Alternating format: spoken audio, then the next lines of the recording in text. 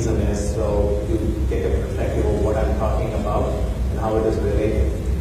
So Jainism is a very ancient religion from India, and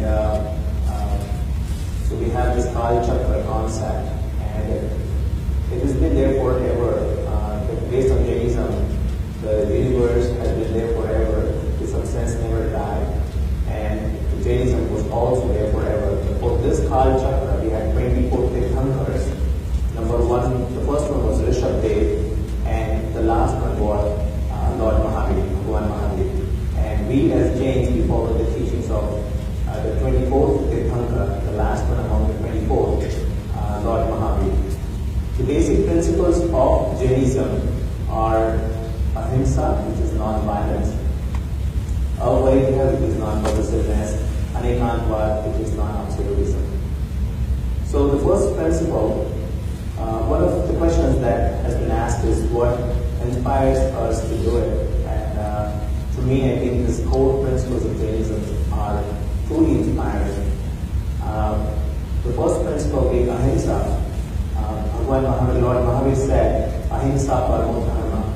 They said ahimsa is the supreme religion, supreme dharma.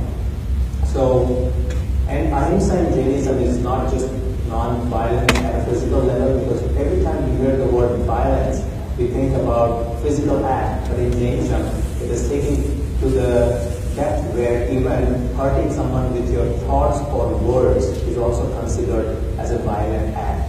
Because you have to first commit it over your head before you can commit it to the word. So non-violence has taken to a deeper level in Jainism. We are not supposed to think of hurting someone with our thoughts, with our words, and with our deeds. So that's the first principle.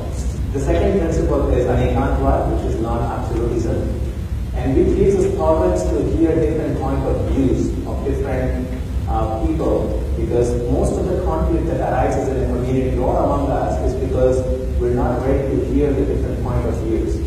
I remember a short story of, I was in India back when I was in 8th grade, and one of the monks visited us, and I went with them and I asked them, why do we have this different, even in Jainism we have these different sects, and why do we have these different sects? And he gave me a beautiful explanation. He said, you have a structure, this building, IFC Center, and you take pictures from different angles.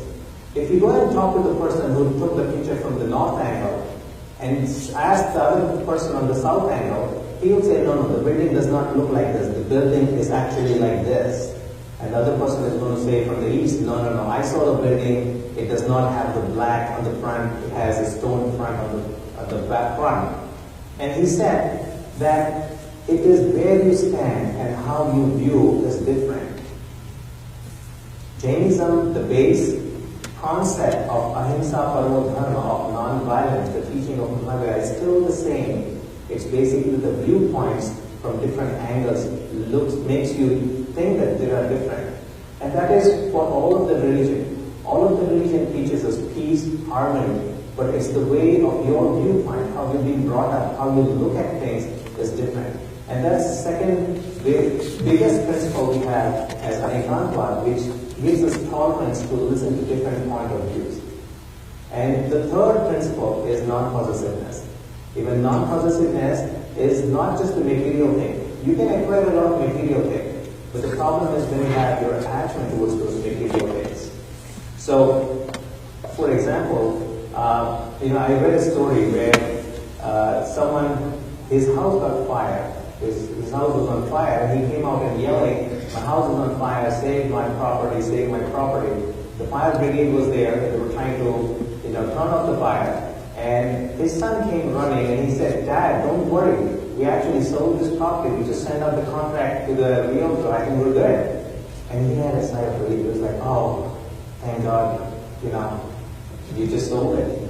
And then the fire was still going on. The fire brigade was still, working on it, but he just sat down on the side. And the realtor heard that there's a fire in the house. So the realtor, he came running and he said, you are sitting quietly and your house is on fire. And he said, well, yeah, we just sold it, right? We said, no, we gave them the contract, but they haven't signed it. what happens the next moment? They started, crying again, oh, my house, my house. So the moral of the story is, in this world, anything that we have our attachment to causes us pain and suffering. Whether it is our family, our kids, our properties, our money. In fact, Jainism talks about attachment even to our belief system, even to our ideas, causes pain and suffering. If someone comes and starts speaking bad about my religion, I get agitated, I get angry. It's because I have some kind of an attachment towards my religion.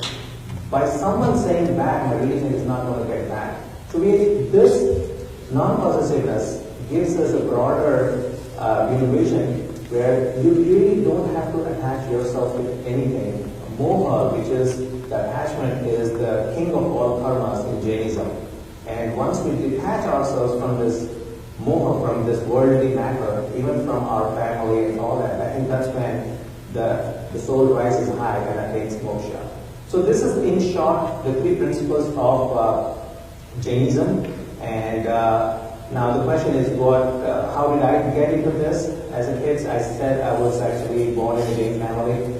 And as a kid, my mom told me to go to the Sunday school. We did that, but I was really not into it until I actually got into the college.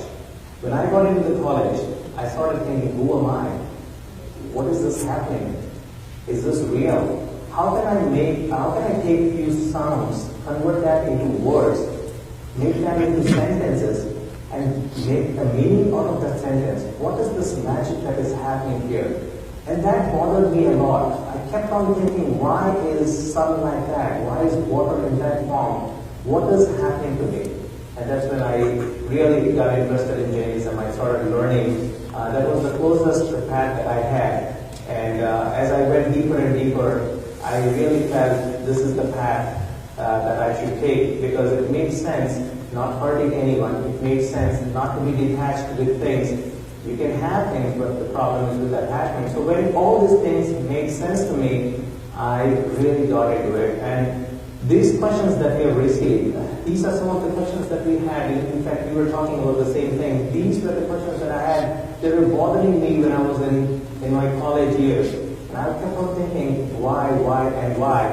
And what happens is, as we grow up, sometimes we lose that sight.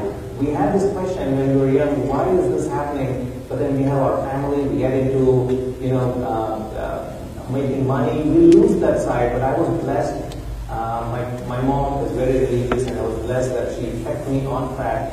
And as of today, I'm still, a student trying to learn the real me and the purpose. So that's the background of me, how I got into Jainism and what Jainism is. Now, let's get into what the Dharma is according to Jainism. Bhagwan Mahavir said that the true nature of an object is Dharma. So usually in Hindi language, we will say, is vastu ka dharma kya hai? What is the properties of this object? So Bhagwan said, the true nature of any object is Dharma. Like fire. Fire, the Dharma of fire is heat. The Dharma of sugar is sweetness. Similarly, the natural properties or the core properties of a soul is infinite peace, bliss, happiness, love, compassion. That's the core properties, that's the core Dharma of a soul. But then what happens is, as you take sugar and put it into different products, if you put it in milk, it loses its coreness and the taste gets differently. Our Atma, our soul, because of this influx of karmas, it gets polluted, it gets diluted, and we don't see the real peace in us.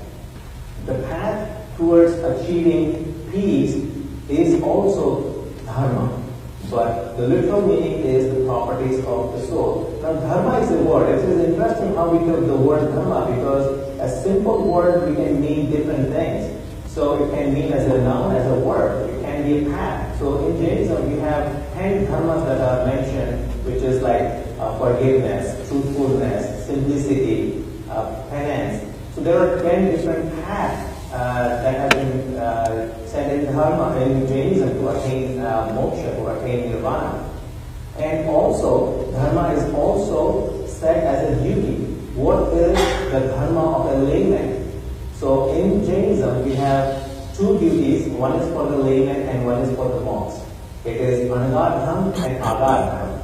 Agadham is for people like us who are still, living a life as a layman. But then we should limit ourselves with, so there is a scripture on what we should do. How should we live, minimize our living? How should we have a minimalistic living? So that's Shravadharma, and then we have Anagadharma, where the sadhus, they completely leave their household and they are completely dedicated towards finding peace.